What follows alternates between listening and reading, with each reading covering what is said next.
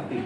अब बे से मुराद सिर्फ बे नहीं है, 7 हरूफ है, 7 हरूफ, बे पे ते पे से नून या, 7 हरूफ के साथ हमने ये हर्फ जोड़ा है, यानी कि शक्लें 7 शक्लें अगर बे पे ते से नून या के साथ अलिफ के साथ जोड़ेंगे तो ये सूरत हाल होगी।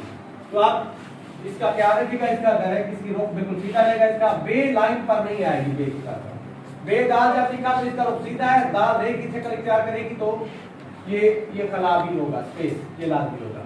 अच्छा, बे सीन के साथ लेकिन ऊपर से नीचे की तरफ आ रहे हैं, इसके 2 दंताने पीछे, इसका रुख बिल्कुल सीधा, इधर दंताना नहीं होगा।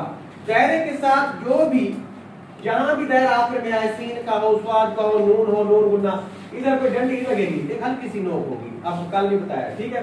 उसके बाद हर दायरे का झुकाव आप देख सकते हैं बाएं तरफ है, ठीक है। और बे का सिरा सिंगल पे ऐसे था, लेकिन जुड़ा हुआ सिरा उठ जाएगा और उसकी गर्दन उठ जाएगी और ये फे का सिरा भी लाइन के ऊपर रहेगा, तो आपका ये हिस्सा बिल्कुल सीधा रहता है। अलबत्ता ये 45 पे आता है, देखिए 45 पे जाने पर।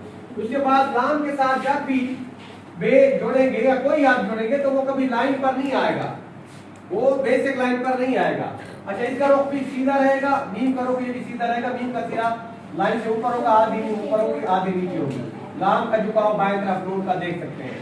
उसके बाद बे छोटी है, जब देखेंगे तो छोटी आपकी शक्ल तब्दील कर चुकी है, असल में या ये है, लेकिन जब बे के साथ जुड़ेगी तो ये कैफियत है उसकी, या की गुलाई बाहर और बे का सिरा अंदर, झुकाव दोनों सूरतों में इसका बाएं तरफ, ठीक है बेटा। तो इसको आपने अच्छी तरीके से देखना है, समझना है और अभी इसी की मश्क करनी है। तो